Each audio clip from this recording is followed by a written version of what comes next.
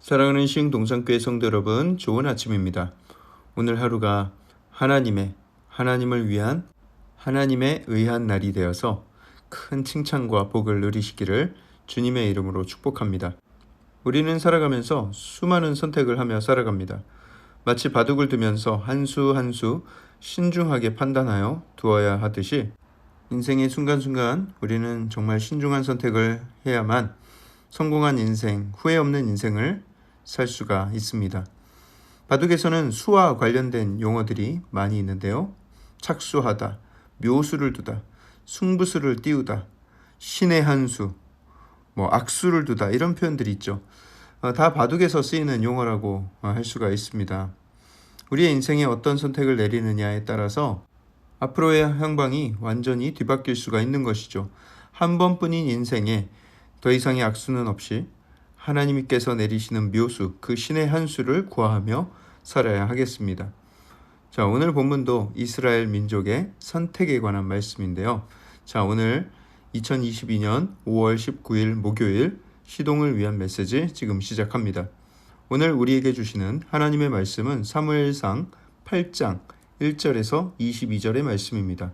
사무엘상 8장 1절에서 22절의 말씀. 나의 앞에 장사는 없습니다. 사무엘도 나이가 들자 일산에서 물러나야 할 때가 찾아왔습니다. 그래서 자신의 아들들을 이스라엘의 사사로 삼았습니다. 다시 말해서 사사라는 세습이 이루어진 것입니다. 오늘날 교회에서 담임 목사직을 세습해서 시끄러운 교회들이 많이 있죠. 작은 교회, 어려운 교회, 농어촌 교회 이런 데서 목회자를 청빙하기 힘든 상황 속에서 목사님의 아들이 목회자가 되어서 교회를 맡아준다면 오히려 고마운 경우도 있습니다. 그런 교회에서는 문제될 게 없죠.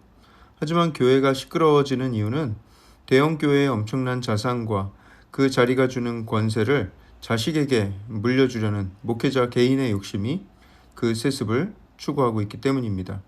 그 담임 목사의 자녀가 아니더라도 더 뛰어난 실력을 갖추고 더 뛰어난 인격을 갖춘 사람이 많이 있을 터인데 그들에게는 아예 기회조차 가지 않았는 것이죠. 그런 일이 벌어지는 이유는 교회를 자기 것이라고 생각해서 아들에게 내가 물려주고 싶다면 얼마든지 물려줄 수 있다 생각하는 것 자체가 엄청난 교만이고 만용인 것이죠. 그러면서 항상 핑계는 하나님의 뜻이라는 이야기를 합니다. 만약에 교회를 아들에게 물려주는 것이 하나님의 뜻이었다면 하나님은 그 일을 순적하게 이루셨을 테죠. 하지만 교회를 세습하는 과정에서 교인들의 반대가 있고 또 누군가는 상처를 받아 교회를 떠나고 세상의 지탄과 조롱을 받고 세상의 법정까지 서게 되는 일이 생기게 되죠. 그것이 과연 하나님의 뜻이었다 말할 수 있겠는가?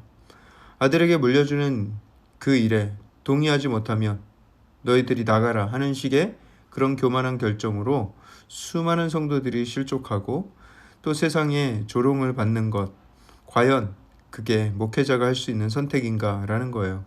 진정한 목회자라면 그런 수를 두었을까? 자, 사무엘이 자기 아들들을 사사로 세운 것은 어떤 선택이었을까요? 묘수입니까? 악수입니까? 결과적으로 봤을 때 악수입니다. 엘리 제사장의 아들들과 같이 사무엘의 아들들도 세상의 욕심에 마음을 빼앗겨서 정신을 못 차리는 모습을 보이는데요.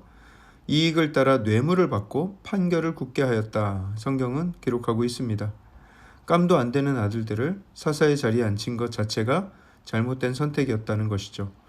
그리고 어제 설명드렸듯이 당시 팔레스타인의 그 불안한 정세와 더불어서 리더십마저 이런 모습이니 사람들의 불만과 불안은 더욱 커져갔습니다.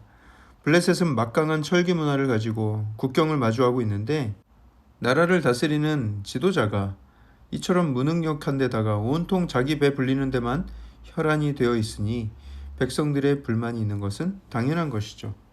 만약 이런 문제가 있다면 무슨 개선책을 내든가 그 아들들을 바로잡아 달라든가 하는 선택을 할 수도 있었겠지만 그들은 그 상황에서 승부수를 띄웁니다. 무리수이기도 하고요. 그것은 바로 이스라엘에 왕을 세워달라는 요구였습니다. 백성들의 갑작스러운 요구에 사무엘은 당황하고 그 요구를 마음에 들어 하지 않았습니다. 그리고 하나님께 기도하기 시작했습니다. 어떤 속상한 문제, 해결하기 버거운 문제를 만났을 때 곧장 하나님을 찾아가 아뢰는 모습을 보이고 있습니다. 본받아야 될 모습이죠. 그때 하나님께서는 사무엘을 위로하며 말씀하십니다. 사무엘, 그것은 너를 버린 것이 아니야. 그들은 나를 버려서 자기들의 왕이 되지 못하게 한 것이란다. 그들은 내가 애굽에서 인도해 낼 때부터 계속 그래왔지. 그러니 너는 그냥 그들이 원하는 대로 해줘라. 단 왕의 제도가 어떤 것인지는 확실하게 일러둬야 한다. 말씀을 하시죠. 사무엘이 백성들에게 왕의 제도가 어떤 것인지 그 실체를 알려주는데요. 이런 느낌이에요. 당신들 왕의 제도가 좋게 보이나 본데 왕은 뭐 공짜로 되는 줄 아는가? 왕을 세우면 왕이 너희 아들들을 데려다가 병거와 말을 끌게 할 텐데 왕이 병거를 타고 편안하게 이동하는 동안 너희 아들들은 그 마차 앞에서 아주 심장이 터지도록 뛰어야 될 테고 너희 아들들을 데려다가 천부장 50부장을 삼고 밭을 갈게 하고 왕의 정원을 가꾸게 하고 무기를 만들게 하고 또 아들뿐만인가 너희 딸들도 데려다가 궁녀로 삼아서 향료를 만들게 하고 요리하고 빵을 만들게 하고 또 너희 밭에서 가장 좋은 것을 가져다가 궁전의 신하들을 줄 것이고 너희가 거둔 모든 열매의 11조를 걷어다가 관리와 신하들의 월급을 줄 것이고 너희 노비와 종들 중에서 가장 출중한 자를 데려다가 왕의 일을 시킬 것이고 너희 양떼의 10분의 1을 가져갈 거야. 나중에 너희가 그 과중한 세금과 너희들이 빼앗긴 것으로 인해서 괴로워서 하나님께 부르짖게 된다고 해도 하나님은 너희들의 부르짖음에 응답하지 않으실 거야. 너희들이 선택한 거니까. 너희들 이래도 왕을 세워주길 원하니?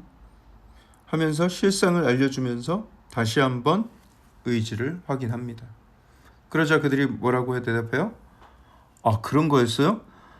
아, 그러면 제가 조금만 더 생각을 해볼게요. 라든지 아, 그런 건 줄 몰랐어요. 아, never mind. 그냥 없던 것으로 하죠. 대신 당신 아들들 단속 좀 잘해주세요. 이렇게 했다면 그게 더 합리적이었겠죠. 하지만 19절을 보시면 아니로소이다.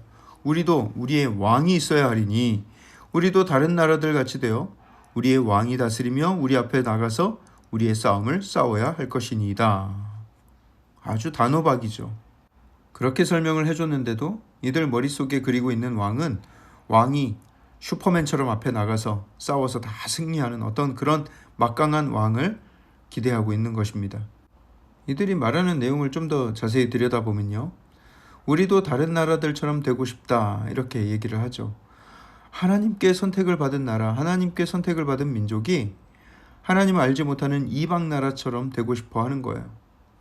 여러분, 우리도 하나님의 백성으로서 세상 사람들처럼 살고 싶어 하는 마음을 갖게 되는 것, 그것을 주의해야 합니다. 그게 얼마나 어리석은 일인가. 하나님 나라의 시민권의 그 권리를 포기해버리겠다는 선언처럼 들리지 않습니까? 우리의 왕이 다스리며 우리 앞에 나가서 우리의 싸움을 싸워야 할 것이니이다 얘기를 하는데, 지금까지 하나님께서 그들의 왕이 되어주셨고 그들을 다스려 주신 것을 전혀 기억하지 못하는 듯합니다. 자기들보다 앞서 나가서 이방 민족들을 물리쳐 주신 그 수많은 전투들을 기억하지 못하고 있는 거예요. 애굽을 탈출할 때부터 얼마나 많은 전투에서 구원해 주시고 승리를 주셨는지 그것이 그냥 우연이 되었다고 생각을 하는 것이죠. 여러분, 지금까지 여러분들의 삶의 여정을 돌아보십시오. 우연히 그냥 내가 노력해서 내가 잘나서 지금까지 온 것입니까? 정말 그렇게 생각할 수 있겠습니까? 그렇지 않죠. 순간순간 하나님의 인도하심이 없었다면 내가 어쩔 뻔했는가 고백하지 않을 수가 없습니다. 하나님이 왕이 되어주셨고 하나님이 내 앞에서 싸워주셨습니다. 나를 대신하여 앞장서서 나를 위해 싸워주신 우리의 능력 많으신 왕이 계셨던 거예요. 그 하나님을 버리고 눈에 보이는 왕, 착취하는 왕, 자기 욕심에 빠져서 백성들을 이용하게 되는 그런 이기적인 왕, 인간적인 왕을 원한다면 여러분, 삶에서 그만한 악수가 어디 있겠습니까? 이건 묘수도 아니고 승부수도 아니고 악수입니다. 자충수입니다. 스스로를 공경에 빠뜨리는 선택이라는 거예요. 우리가 하나님의 주권 아래 그 보호하심 아래에 살고 있음을 기억하고 기뻐하며 감사하며 살길 원합니다. 우리 하나님이 최고의 왕이십니다. 하나님 같은 분은 없습니다. 그분이 우리의 왕이시니 그분께서 우리를 다스려 주시도록 완전히 주권을 내어드리고 그분께 맡기고 살아가는 것이 우리의 인생의 가장 최선의 수이고 신의 한 수임을 믿으시길 바랍니다. 사랑의 하나님, 나의 왕이 되어 주셔서 감사합니다. 늘 앞서 싸워 주시고 환난에서 구원하여 주신 그 놀라운 은혜를 감사를 드립니다. 가장 지혜롭고 가장 선하게 우리의 삶을 이끌어 주실 가장 선한 왕이심을 우리는 믿습니다. 그 왕께 우리의 삶의 모든 주권을 내어드리며 하나님께 영광된 도구로 쓰임받는 우리의 삶이 되게 하여 주시옵소서. 주께서 나와 함께 계시니 우리가 두려워할 것이 무엇이 있습니까? 하나님과 늘 가까이에서 동행하며 승리의 삶을 살아가는 우리 모든 주의 권속들 되게 하여 주시옵소서. 모든 말씀을 살아계신 예수 그리스도 이름으로 감사하며 기도합니다. 아멘.